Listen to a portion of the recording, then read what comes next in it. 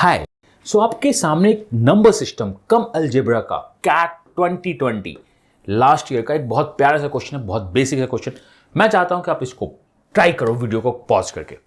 I hope आपने video को pause की होगी, क्वेश्चन को ट्राई किया होगा। बहुत बेसिक सा क्वेश्चन है कि a into B is equal to 4⁻2017 number of natural solutions कितने होंगे when the a is less than equal to b। मतलब हमें क्या चाहिए, हमें इंटीग्रल सॉल्यूशन चाहिए। तो पहले क्वेश्चन को समझते हैं कि what do you mean by the product of two numbers given. अगर product of two numbers given है तो क्या मतलब होता है। तो मैं आपको कुछ बेसिक एग्जांपल से समझाता हूं। मान लो कि अगर दो नंबर का प्रोडक्ट 6 है तो ये बनेगा कैसे। तो आप बोलोगे 6 नंबर का प्रोडक्ट है, means these two are the factors. ये जो भी होंगे इंडिविजुअल फैक्टर्स होंगे।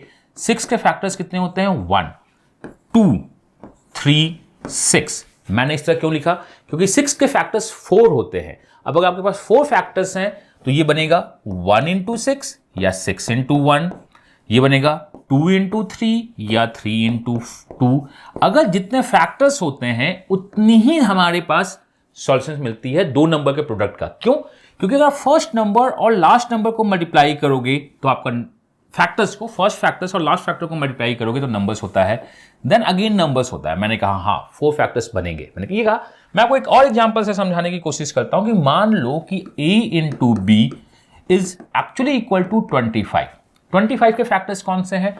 25 के फैक्टर्स हैं 1 5 25।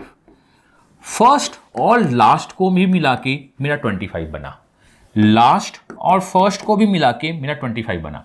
अगर इंडिविजुअल नंबर है तो उसे भी 2 बार लिख दो, 25 बनता है। मैंने कहा परफेक्टली फाइन। 2 एग्जांपल से मैंने आपको समझाने की कोशिश की। a into B is equal to 6 is 1 into 6, 2 into 3, 3 into 2 and 6 into 1। जितने भी फैक्टर्स होते हैं उससे आपका प्रोडक्ट बनना स्टार्ट होता है। तो जो आंसर इसका होना चाहिए वो होना चाहिए टोटल नंबर ऑफ फैक्टर्स। जितने भी फैक्टर्स होंगे उतना ही होगा। अगर कंडीशंस नहीं है, कंडीशंस दे दिया गया है कि a इंटू बी में जो कंडीशन दिया है a is less than B. a is less than B का मतलब क्या है, हमें ऑर्डर निकालना है। हमें देखना है कि हम दोनों पार्ट में नहीं जा सकते हैं। a हमेशा छोटा होगा। तो अगर आप यहां पे देखिएगा a हमेशा छोटा होगा, तो मैंने कहा कि अगर टोटल 4 फैक्टर्स थे तो हाफ फैक्टर्स में ये सही है, हाफ फैक्टर्स में गलत है। मैंने क्या कहा, हाफ फैक्टर्स में सही है, हाफ फैक्टर्स में गलत है। अगर टोटल 4 फैक्टर्स हैं, यहां पे अगर टोटल 3 फैक्टर्स हैं, total 3 factors means odd number of factors कब होते हैं? ऑड नंबर ऑफ फैक्टर्स आपके किसी भी नंबर्स में होते हैं जब वो परफेक्ट स्क्वायर होता है। जब ऑड नंबर ऑफ फैक्टर्स होते हैं तो मैंने कहा कि लास्ट वाले को हम एक को नहीं लेंगे। अगर मैं इसको असेंडिंग ऑर्डर में लिखूं तो आपको ज्यादा समझ में आएगा। दिस वन इज 1 5 25 में यहां पे इंटू 1, यहां 5 इंटू 25 होगा। हम क्या करेंगे, we are going to do, इस लास्ट वाले को नहीं लेंगे, बाकी 3 में से ऊपर वाले को लेंगे। बीच वाले को लेना है या नहीं लेना है ये डिपेंड करता है क्वेश्चंस पे। तो अगर आपके पास टोटल 3 फैक्टर्स हैं, टोटल 3 फैक्टर्स हैं ऑड, अगर 4 फैक्टर्स हैं तो हाफ होगा। हाफ में आपकी कंडीशन में एक बड़ी होगी और एक छोटी होगी। तो मैं बोल सकता हूं हाफ वाले कंडीशन में a बड़ा होगा, हाफ वाले कंडीशन में a छोटा होगा। हमें a छोटा लेना है तो मैं इसको अवॉइड कर दूंगा, मैं ये ले लूंगा। सो अगर आपके total number of factors even है तो आप उसको हाफ कर दीजिए, क्वेश्चन सॉल्व हो जाएगा। मैं एक दो यहां पर से और बताऊंगा आपको। अगर फैक्टर्स ऑड हैं तो ऑड जितने भी फैक्टर्स हैं उसको 1 माइनस कर दो, इसको हटा दो, डिवाइड बाई 2 कर दो। मतलब ये 1 फैक्टर्स ऐसे होंगे जहां a लेस देन b होगा, जहां a लेस देन b होगा।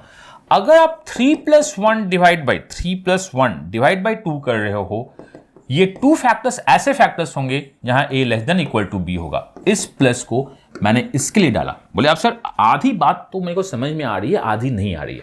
मैं आपको फिर से बोलता हूं कि एक केस लेते हैं, a इंटू बी को 20 मानते हैं और a इंटू बी को 36 मानते हैं। एक में परफेक्ट स्क्वायर है, एक में परफेक्ट स्क्वायर नहीं है।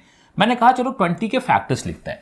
ये 1 हो सकता है, 2 हो सकता है, 3 नहीं होगा, 4 होगा, 5 होगा, देन 10 होगा, 20 होगा। कितने फैक्टर्स हैं? 1 factors, 2 factors, 3 factors, 4 factor, 5 factor, 6 factor into 1। मतलब अगर मैंने इसे असेंडिंग में लिखा है तो इसे मैं डिसेंडिंग में अगर लिख दूं 1 2 4 5 10 इंटू 20। अगर आपसे बस क्वेश्चन पूछता है कि इंटीग्रल सॉल्यूशन, वो भी बताओ कौन सा पॉजिटिव, नेगेटिव नहीं जाना है। नेगेटिव जाना है तो फिर माइनस साइन भी लगा देंगे। अगर आपसे क्वेश्चन पूछता है कि नेचुरल नंबर ऑफ सॉल्यूशन बताओ, पॉजिटिव सॉल्यूशन बताओ, तो हम इस सॉल्यूशन को क्या बोलेंगे कि टोटल सॉल्यूशन मेरे पास 1 2 3 4 5 6 हैं। टोटल सॉल्यूशन कितने हैं? 6 हैं। बट उसने कहा कि नहीं, मुझे ये बताओ कि जहां पे a छोटा है, तो आप देखना हाफ वाले में दैट वन इज 1 2 3 में a छोटा है, रिमेनिंग में a बड़ा है, क्योंकि आप रिवर्स लिख रहे हो ना।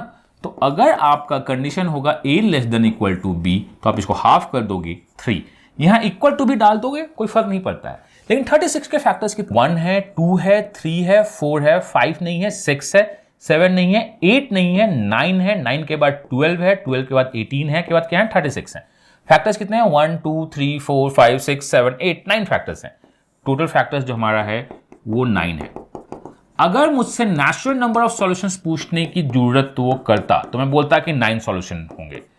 अगर मुझसे नेचुरल नंबर ऑफ सॉल्यूशन पूछता तो 9, यहां पे हो जाएगा 9, यहां हो जाएगा 12, यहां हो जाएगा 18, यहां हो जाएगा 36। बट ये जो है मेरा इक्वल है, ये क्या है? इक्वल है। अगर मैं 9 में से इक्वल टू को हटा दूं तो मेरे पास 8 फैक्टर्स हैं, जिसमें आधे में a छोटा है, आधे में b छोटा है। तो अगर मैंने कहा कि मैं इक्वल टू को हटा दूं तो बचे हुए 8 फैक्टर्स को अगर मैं 2 कर दूं तो ये जो होगा ये less than equal to b का केस होगा, ये less than equal to b का केस होगा। So less than equal to b में कितने हैं? 4। इक्वल टू होल्ड कर रहा है क्या? a equal to b hold कब करता है? परफेक्ट स्क्वायर में। तो मैंने कहा कि 9 माइनस 1 डिवाइड बाई 2 प्लस 1 कर दो, which one is 9 plus 1 divide by 2। Total 5 factors होंगे, 1 2 3 4 5, जहां पे a less than equal to b होगा। तो शायद आपको समझ में आ रहा है कि दो नंबर्स अगर मल्टीप्लाई होते हैं एंड उसमें नेचुरल नंबर ऑफ सॉल्यूशंस काम करने को बोलता है, तो हम टोटल नंबर ऑफ फैक्टर्स में निकालते हैं। अगर कंडीशन लगाता है कि a is less then b, तो हम इसे हाफ करना स्टार्ट करते हैं। अगर आप हाफ नहीं कर पाते हो तो बीच वाले एक नंबर को हटा दो, जहां पे वो इक्वल टू हो जाता है। क्वेश्चन नंबर को उसको सॉल्व करो। 4 फैक्टर्स हैं, अगर इक्वालिटी बोलता है तो प्लस 1 कर देते हैं, अगर इक्वालिटी नहीं बोलता है तो 4 ही आंसर हो जाएगा। तो चलिए, मेरे को लगता है कि शायद कॉन्सेप्ट आपको समझ में आ रही है। इस कंडीशंस को मैं थोड़ा सा हटाता हूं। हमें इस क्वेश्चन का निकालना है क्या है? फैक्टर्स। तो मैंने कहा ये जो लिखा हुआ है ये 2 स्क्वायर रेज टू पावर 2017 लिखा है, मतलब 2 रेज टू पावर 2 इंटू 2017 लिखा हुआ है। मैंने कहा यही तो है। अगर टोटल नंबर ऑफ फैक्टर्स निकालना होगा तो ये 2 इंटू 2017 प्लस 1 होगा। पावर 1 इंक्रीज होने से टोटल फैक्टर्स निकलता है। अब मुझसे बोला गया है कि मुझको नेचुरल सॉल्यूशन चाहिए। नेचुरल सॉल्यूशन, अगर आपको नेचुरल सॉल्यूशन चाहिए तो यही आंसर होगा, बट उन्हें ऑर्डर डाल दिया है। ऑर्डर डाल दिया है। ऑर्डर डालने का क्या मतलब होता है? क्या ये परफेक्ट स्क्वायर है? हाँ, परफेक्ट स्क्वायर है।